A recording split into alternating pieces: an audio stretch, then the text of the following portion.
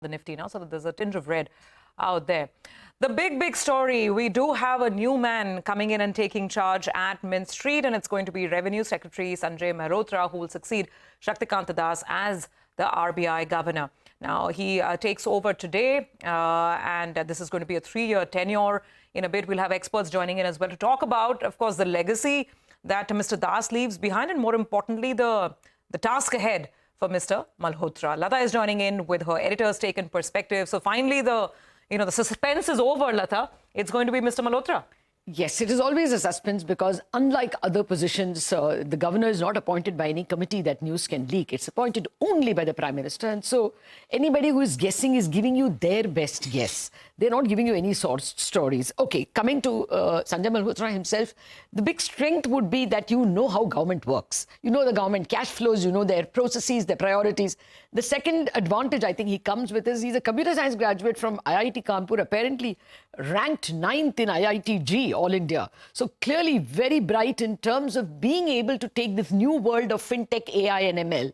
So with, finance getting so, closely welded with technology, you have the right man, perhaps. The negative is everyone perceiving that, he would be a government yes man. Not at all borne out by facts.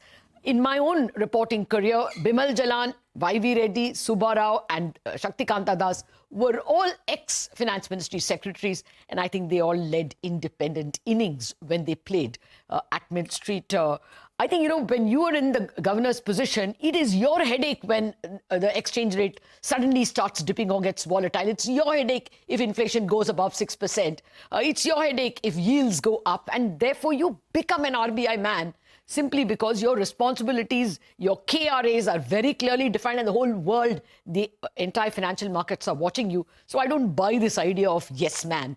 Even if the governor, if Shaktikanta Das was governor, he would perhaps have cut in February. Actually, a person from Finance Ministry is able to coordinate better because he may have IAS friends in, consumer affairs, in agriculture. So you can talk across and say, potato prices are rising. Are you guys doing anything about it? There can be coordination. I don't see it as negative at all. For me, the only challenge for him is that he will lack a vice captain. Michael Patra, Deputy Governor, absolutely the pillar of RBI's monetary policy thinking, is going to end his term in Jan. And Sanjay Malhotra could do with a bit of hand-holding. I think he will sorely miss it. Well, that's very interesting and great context to have, Latha. So, as you put it, the captain and the vice captain both are set to change in very quick succession. I think the team only look new, right? Because yeah, the external members are also new, but the external members come for 48 hours. Yeah. They don't really fashion.